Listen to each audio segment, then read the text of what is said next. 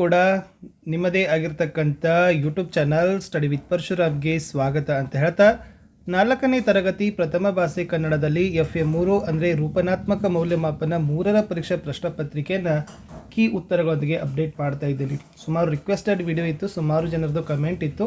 Sir 4th ಸ್ಟ್ಯಾಂಡರ್ಡ್ಗೂ ಕೂಡ question ಪೇಪರ್ನ release ಮಾಡಿ ಅಂತಂದಾಗ ಇವಾಗ ಕನ್ನಡ, ಪರಿಸರ, ಇಂಗ್ಲೀಷ್ ಬೇಗನೆ ರಿಲೀಸ್ ಮಾಡ್ತಾರೆ. ನಮ್ಮ ಹತ್ರ 4ನೇ ತರಗತಿಗೆ LBA ಮತ್ತು FA ಪ್ರಶ್ನೆ ಪತ್ರಿಕೆಗಳು ಸಿಗ್ತವೆ. ಯಾರಿಗೆಲ್ಲ ಇಂಟ್ರೆಸ್ಟ್ ಇದೆ ಅನ್ನೋರು ಜಸ್ಟ್ ನಂಬರ್ ಶೇರ್ ಮಾಡ್ತೀನಿ. 9964050759ಗೆ ವಾಟ್ಸಪ್ಪಲ್ಲಿ ಮೆಸೇಜ್ ಮಾಡಿ. ಖಂಡಿತವಾಗಿ ನಿಮಗೆ ಏನು ಮಾಡ್ತಾರೆ ಅಂತಂದರೆ PDF ಕಳಿಸಿ ಕೊಡ್ತಾರೆ. ಬನ್ನಿ ವಿಡಿಯೋನ ಶುರು ಮಾಡೋಣ. 4th standard Kannada FA3 question paper with key answer. First ಪ್ರಶ್ನೆ ಪತ್ರಿಕೆ ವಿನ್ಯಾಸದಲ್ಲಿ ನೋಡೋದಾದರೆ ಜ್ಞಾನಕ್ಕೆ 6 ಅಂಕ, ತಿಳುವಳಿಕೆ 6 ಅಂಕ, ಅಭಿವ್ಯಕ್ತಿ 3, ಒಟ್ಟಾರೆ 15 ಅಂಕ. ಇನ್ನು ಪ್ರಶ್ನವಾರು ಅಂಕ ಹಂಚಿಕೆಗಳನ್ನು ನೋಡೋದಾದರೆ ವಸ್ತುನಿಷ್ಠ ಮತ್ತು ಅತಿ ಕಿರು ಉತ್ತರ 6 ಅಂಕ ಇದ್ದಾವೆ, ಕಿರು ಉತ್ತರ 6 ಅಂಕ, ದೀರ್ಘ ಉತ್ತರ 3 ಅಂಕ, ಒಟ್ಟಾರೆ 15 ಅಂಕ.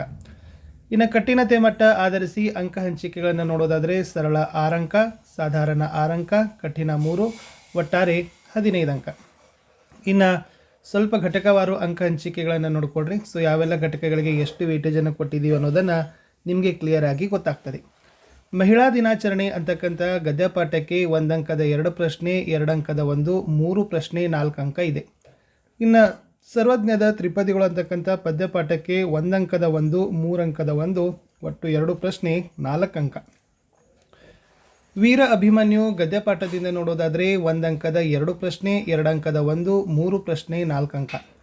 ಇನ್ನು ಪ್ರವಾಸ ಹೋಗೋಣ ಅಂತಕ್ಕಂಥ ಗದ್ಯಪಾಠಕ್ಕೆ ಏನು ಮಾಡಿದ್ದಾರೆ ಅಂದರೆ 1 ಅಂಕದ 1, 2 ಅಂಕದ 1, ಒಟ್ಟು 2 ಪ್ರಶ್ನೆ, 3 ಅಂಕಗಳನ್ನು ಕೇಳಿದ್ದಾರೆ.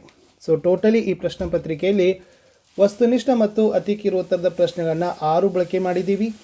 ಕಿರು ಉತ್ತರ 3 ಪ್ರಶ್ನೆ, ದೀರ್ಘ ಉತ್ತರ 1 ಪ್ರಶ್ನೆ, ಒಟ್ಟು 10 ಪ್ರಶ್ನೆ, 15 ಅಂಕಗಳಿಗೆ ಬಳಕೆಯನ್ನು ಮಾಡಿ ಪ್ರಶ್ನೆ ಪತ್ರಿಕೆಯನ್ನು ರೆಡಿ ಮಾಡಿದ್ದೀವಿ. ಇದು ಪ್ರಶ್ನೆ ಪತ್ರಿಕೆ ಇತ್ತು. ನಾನು ಡೈರೆಕ್ಟಾಗಿ ನಿಮಗೆ ಕೀ ಆನ್ಸರ್ ಪೇಜ್ಗೆ ಶೇರ್ ಮಾಡ್ತೀನಿ. ಎಸ್, 3ನೇ ರೂಪನಾತ್ಮಕ ಮೌಲ್ಯಮಾಪನ FA3 ನವೆಂಬರ್ ಡಿಸೆಂಬರ್ 2025-26 LBA ಆಧಾರಿತ ಮಾದರಿ ಪ್ರಶ್ನೆ ಪತ್ರಿಕೆಯ ಉತ್ತರಗಳು. ತರಗತಿ 4, ವಿಷಯ ಪ್ರಥಮ ಭಾಷೆ ಕನ್ನಡ, ಅಂಕ 15. ಅವಧಿ ಬಂದುಬಿಟ್ಟು 30 ನಿಮಿಷ ಕೊಟ್ಟರು ಕೂಡ ಸಾಕು. ಮುಖ್ಯ ಪ್ರಶ್ನೆ 1, ಕೆಳಗಿನ ಪ್ರಶ್ನೆಗಳಿಗೆ ಸರಿಯಾದ ಉತ್ತರವನ್ನು ಆಯ್ಕೆ ಮಾಡಿ ಬರಲಿಕ್ಕೆ 2 ಪ್ರಶ್ನೆ ಕೊಟ್ಟಿತ್ತು. ಪ್ರತಿ ಸರಿಯಾದ ಉತ್ತರಕ್ಕೆ 1 ಅಂಕ, 2 ಪ್ರಶ್ನೆ 2 ಅಂಕ. ಇದು 1ನೇ ಪದದ ಅರ್ಥ ಅಂತ ಕೇಳಿದರು. A ಸ್ವಾಗತ, B ತೃಪ್ತಿಕರ, C ನಮಸ್ಕಾರ, D ಹೆಸರು.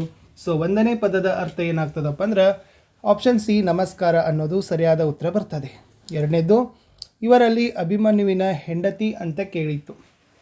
A Subhadra, B Sumitra, C ಉತ್ತರೆ, D ಯಾರು ಅಲ್ಲ. ಅಭಿಮನ್ಯುವಿನ ಹೆಂಡತಿ ಆಪ್ಷನ್ C ಉತ್ತರೆ ಅನ್ನೋದು ಗೊತ್ತಿರಲಿ.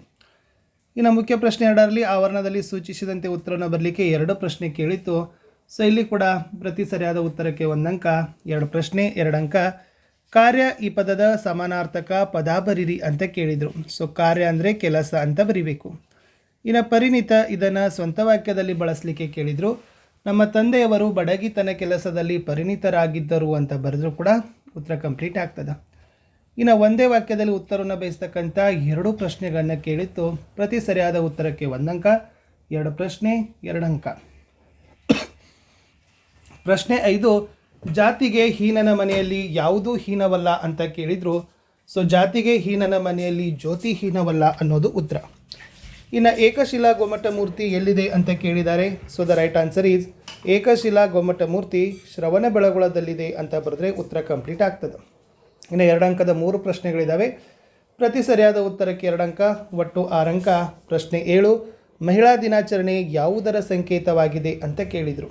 ಉತ್ತರ, ಮಹಿಳಾ ದಿನಾಚರಣೆಯು ಪ್ರತಿಯೊಬ್ಬರ ಜೀವನದಲ್ಲಿ ಮತ್ತು ಸಮಾಜದಲ್ಲಿ ಮಹಿಳೆಯರ ಬಗ್ಗೆ ಮೆಚ್ಚುಗೆ, ಗೌರವ, ಪ್ರೀತಿ ಮತ್ತು ಕಾಳಜಿಯ ಸಂಕೇತವಾಗಿದೆ ಅಂತ ಬರೆದ್ರೆ ಸಾಕು. ಪ್ರಶ್ನೆ 8, ಕೌರವನ ಕುತಂತ್ರಕ್ಕೆ ವೀರ ಅಭಿಮನ್ಯುವಿನ ವೀರಾವೇಶದ ನುಡಿಗಳಾವವು ಅಂತ ಕೇಳಿತ್ತು. ರಣಹೇಡಿಗಳೇ, ತಾಯಿಯ ಹಾಲುಂಡ ಯಾವುದೇ ಕ್ಷತ್ರಿಯ ಈ ಕೆಲಸ ಮಾಡಲಾರ. ವೀರಾವೇಶದಿಂದ ಎದುರಿಸಿ ಹೋರಾಡಿ ಸತ್ತು ಸ್ವರ್ಗ ಸೇರುವುದನ್ನು ಬಿಟ್ಟು ನರಕದ ದಾರಿ ಹಿಡಿಯುತ್ತೀರಾ, ನಿಮಗೆ ಧಿಕ್ಕಾರವಿರಲಿ ಎಂದು ಅಭಿಮನ್ಯು ವೀರಾವೇಶದಿಂದ ನುಡಿದನು ಅಂತ ಬರೆದ್ರೆ ಸಾಕು. ಇನ್ನು 9ನೇ ಪ್ರಶ್ನೆ, ಬೆಳಗೊಳ ಬೆಟ್ಟದಲ್ಲಿ ಮಕ್ಕಳು ಏನೇನು ನೋಡಿದರು ಅಂತ ಕೇಳಿದರು. ಸೊ ಬೆಳಗಳ ಬೆಟ್ಟದಲ್ಲಿ ಮಕ್ಕಳು, ಭರತ, ಬಾಹುಬಲಿ ಮತ್ತು ಇತರ ತೀರ್ಥಂಕರರ ಮೂರ್ತಿಗಳು ಮತ್ತು ಬಸದಿಗಳನ್ನು ನೋಡಿದರು. ಇನ್ನು ಲಾಸ್ಟ್ 3 ಅಂಕಕ್ಕೆ ಒಂದು ವಚನವನ್ನು, ಸರ್ವಜ್ಞನ ವಚನವನ್ನು ಪೂರ್ಣ ಮಾಡಲಿಕ್ಕೆ ಕೊಟ್ಟಿತ್ತು. ಕೊಟ್ಟಿದ್ದು ತನಗೆ ಬಚ್ಚಿಟ್ಟುದು ಪರರಿಗೆ, ಇನ್ನು ಕೊಟ್ಟಿದ್ದು ಕೆಟ್ಟತನ ಬೇಡ, ಮುಂದಕ್ಕೆ ಹುಟ್ಟುವುದು ಬುತ್ತಿ ಸರ್ವಜ್ಞ ಅಂತಕ್ಕಂಥ ಬರೆದ್ರೆ ಸಾಕು. ಇಷ್ಟು 4th ಕನ್ನಡ ಕ್ವಶನ್ ಪೇಪರ್ ಇತ್ತು. ಸೊ ಯಾರಿಗೆಲ್ಲ LBAಗಳು ಮತ್ತು FA ಕ್ವಶನ್ ಪೇಪರ್ಗಳು ಬೇಕನ್ನೋರು 9964050759ಗೆ ವಾಟ್ಸಪ್ಪಲ್ಲಿ ಮೆಸೇಜ್ ಮಾಡೋದ್ರ ಮೂಲಕ ಅವುಗಳನ್ನು ತೆಗೆದುಕೊಳ್ಬೋದು ಅಂತ ಹೇಳ್ತಾ ನಾನು ಸಿಗ್ತೀನಿ ಹೊಸ ವಿಡಿಯೋದಲ್ಲಿ. ಅಂಟಿಲ್ ಟೇಕ್ ಕೇರ್, ಬಾಯ್.